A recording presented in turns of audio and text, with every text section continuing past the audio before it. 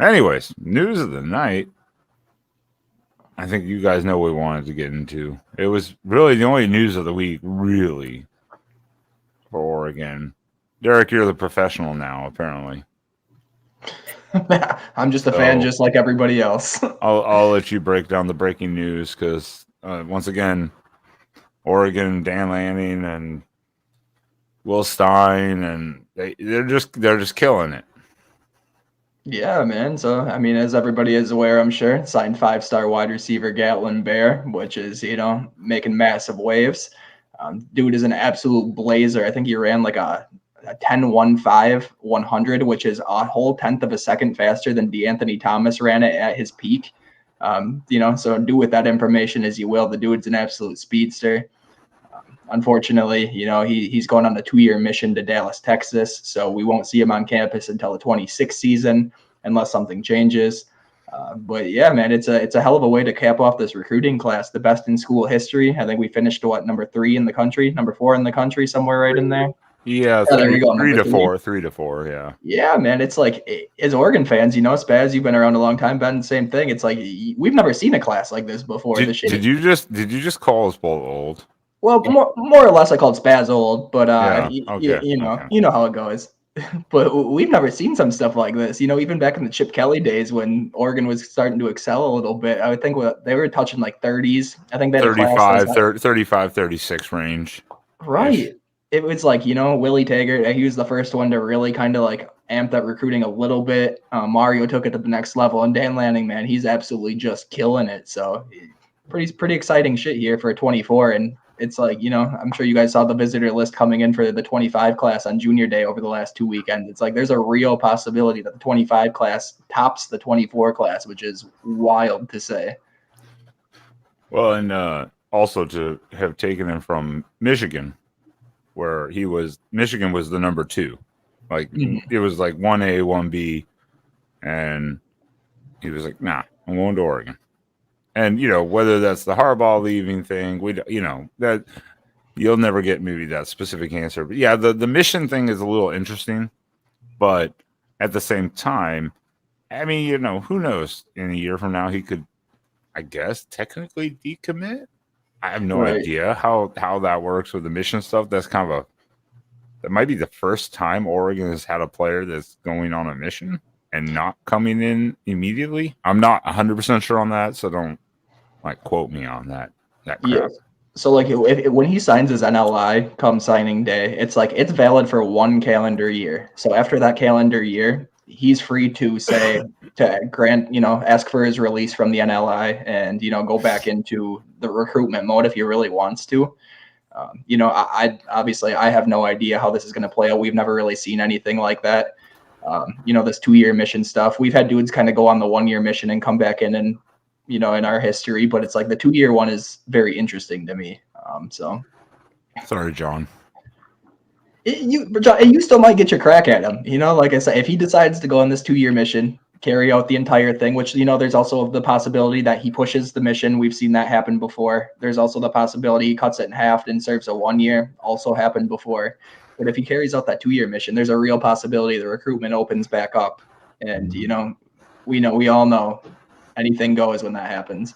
Well, yeah, especially because we don't know what 2-year the recruiting will look like still. So, I mean, he might be like, you know what? Nah, I'm going to go somewhere else. Yeah, you never know. It's an interesting situation. Is it a huge grab? Absolutely. There's no doubting that. But it's just such a different situation that yeah, we have to wait and see.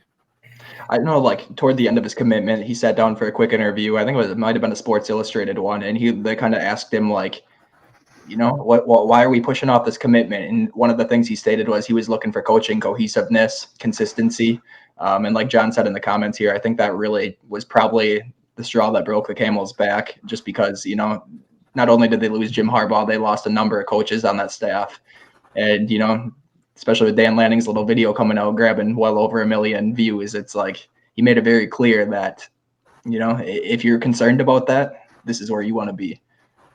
Well, and that's not just a Michigan thing or whatever, too. That any team that loses a coach, and of course, key components of a staff potentially.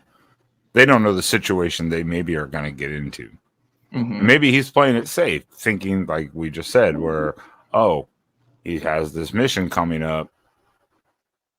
He can reevaluate in 1 to 2 years and reevaluate the situation. So that's why I say it will be interesting because it is kind of like an unknown to a degree. So, I mean, yeah, any coaching change or staff changes, that obviously brings in a lot of question marks as to exactly what your role will be potentially, because it can change from what was promised to you, not necessarily promised to you, but projected to you maybe, or you assumed, to just a complete question mark.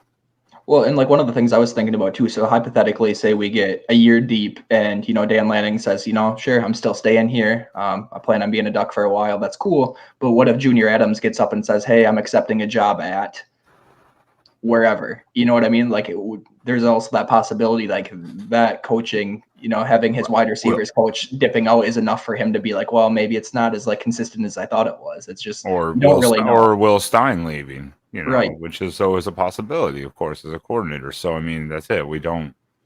2 years is a long way. Even a year, we don't know what will happen after next year. I mean, Dillingham left after 1 year.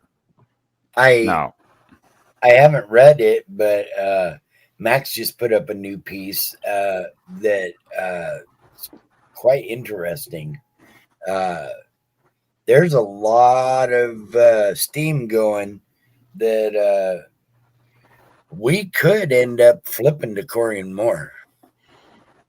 I don't know if you guys have noticed that, but it's been getting a lot of traction lately. I did not get to watch his most recent stuff, unfortunately.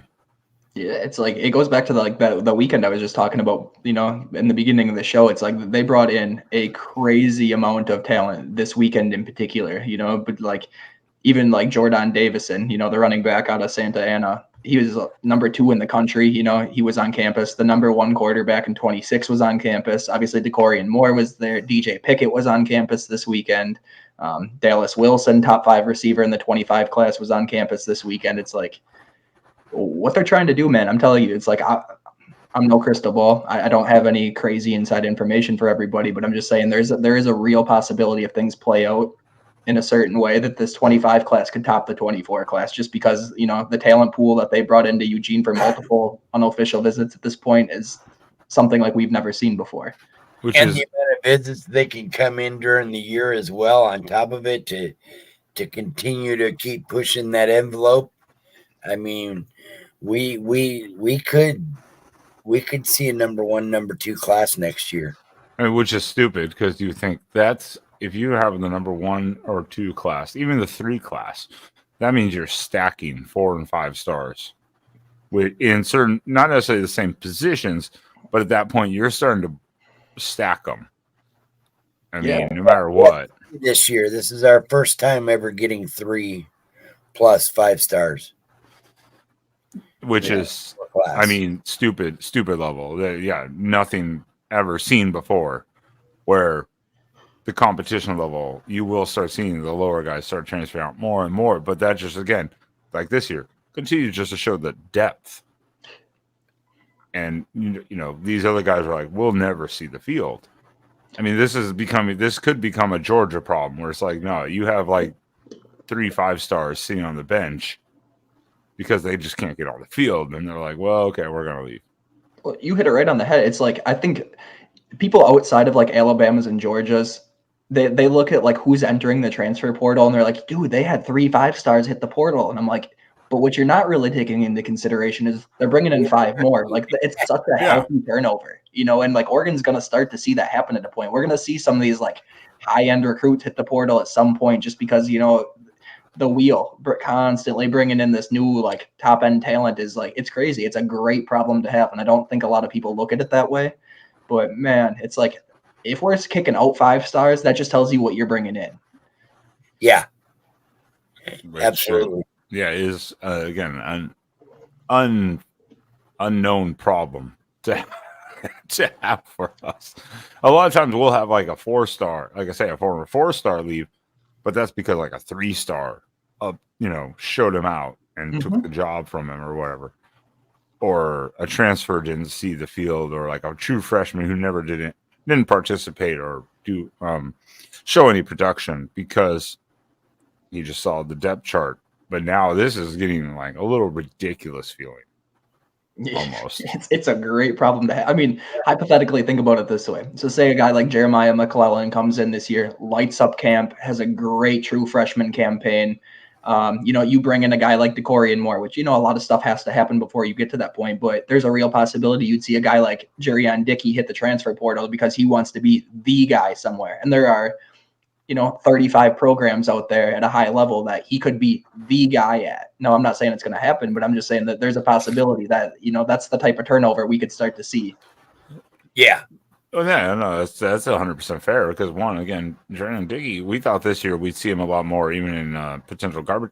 We didn't see almost anything from him, and as a player, depending on the type of person he is or his trying to find the right word where it's not negative, but if that's it, he's like, no, I should be number one. Confidence level, I guess. He could be like, nah, I'm going to go somewhere else. That's nothing bad on him. No. It's just like, I'm not going to see the field that much, especially with watching the recruiting come in and going, wow, if I haven't seen the time yet, I'm not going to see the time. Well, especially a guy like him. So if he's coming in as a 5-star, damn well he was promised that, well, not promised, but highly encouraged that he will be the guy someday. So you don't think of, we hit a point where we keep bringing in this top end talent that he'd say, hey, I want to be the guy somewhere. You know what I mean? And I get it. It's nothing, no knock on him. Like Ben said, it's like that alpha mentality. When you in your head, you're like, I am the best of the best. You want to go somewhere where you're going to be treated like that. And if he's splitting reps with, 2 other guys who share that same talent level, he's probably going to feel some type of way about it at some point. No, I don't necessarily think that's going to happen. It's just, this hypothetical possibility that could happen. Yeah. I mean, have you guys seen the workout videos that have been coming out too? And pictures? I mean, kids that just got onto campus.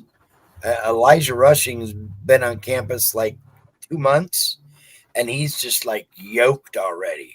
Even his brother Cruz, they're both just in there just hitting daily. That strength and conditioning program, man. That strength and conditioning program, it was rated one of the highest ones in the country for a reason. It's like these dudes, they're trying to be the dudes, Yeah, shout out to Mama Rush. She floods my timeline with pictures daily of what they're doing and shit. It's pretty awesome. And that's something I don't want to say we've been missing, but it definitely has taken a step forward, I think, even more, which is crazy to think about, but also that shows the mindset of the coaching staff.